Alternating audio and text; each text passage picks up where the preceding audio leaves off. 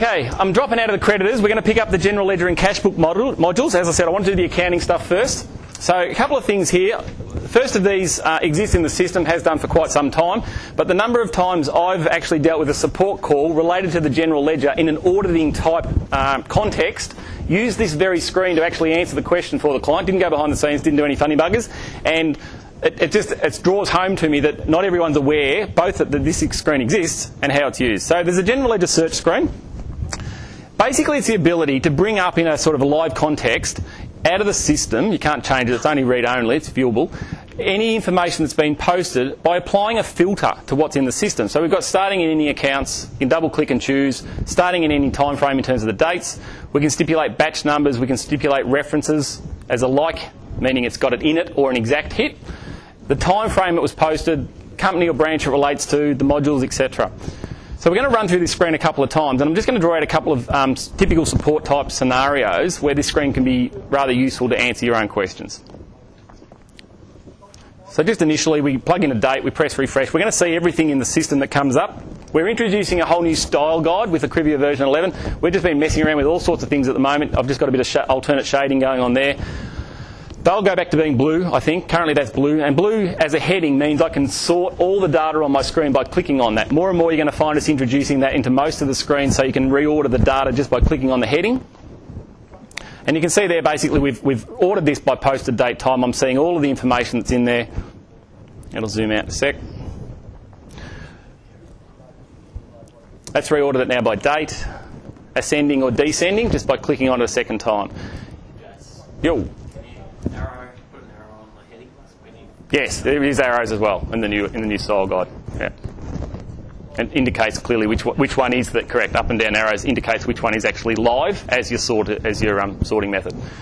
So there we've filtered it down by the creditors module, and 1, 2, 3 has been plugged in. As a like hit, only references with 1, 2, 3 have come back. So if you knew the check number, if you knew something about the transaction, anything really, you can actually plug that in and it'll filter out instantly and show you only those postings. Now let's talk about the support scenario. I've done my end of year rollover and some buggers come along and now I've gone and run my trial balance, my profit and loss report, and the figures have changed. It's a really frustrating thing for those that have experienced it. And you go, okay, what's going on? So here's a situation where, let's not worry about the how they manage this, but on the 1st of the 10th, they've gone and posted something dated the 10th of the 6th. Now, the system's capable of stopping you do that, but let's say you didn't have that in place for a second. We can look up the user, so it's always fun electrocuting people with a mild jolt. We can see what's actually gone in. We can see the impact of which account's been hit. We could reverse it out. We could take the appropriate action. But the thing I want to draw out is the ability to stipulate a day range here and a posted time frame here. So if I knew I closed the books off on the 25th of the 9th, there should be no transactions back in that time frame after the 25th of the 9th. So I really want to draw that out. The second thing is I can double click on any of the transactions on that screen and it'll take me straight into the original source posting in whichever module it's come from. So here I've drilled down into a debtor.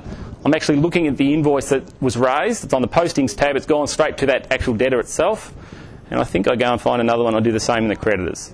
So you have got drill down ability to actually go back to the source of that.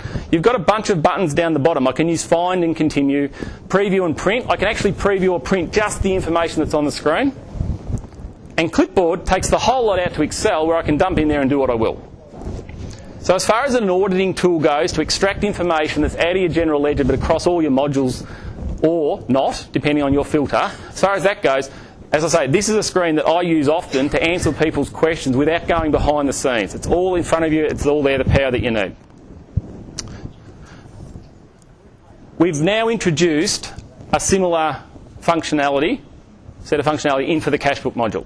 So the idea here is probably not so much around your GL perspective. You've got cash book choices, all of those other ones are similar, but it's actually also giving us the ability to drill down bank deposits. So the number of times someone might ring up and say, I know the deposit was made, I'm looking at it on the debtor's account, $4,000, but it's not in my banking screen, or it's not in my present screen, where's it gone? Once again, I could drill those transactions down, and because I've got a whole lot of information around which statement it was on, what date the statement was actually allocated to, and also my deposit info, deposit entry number and the date it was included on a deposit, or the fact that it is a bank deposit and the deposit number that goes with that. So here I've just sorted the information and I can see what transactions are included on a given deposit. I could preview or print that and actually get the cash book banking screen that's gone for that day. And this just goes through and covers the same sort of principle, clipboard as per the GL search screen. So similar functionality, you've got your GL batch number in here as well. So if it did come from your GL and I'm wanting to look at the actual batch that relates to, I can drill that down from here. And anytime you've got a deposit, you'll actually have the deposit entry number showing next to it. And anytime it's got a banked date or a deposit entry number, those two things will always go in sync with each other. So the bank date relates to the deposit entry number. So once again, just encouraging people to sort of use this screen to answer your own questions of something that might not be making full sense in terms of your cash book.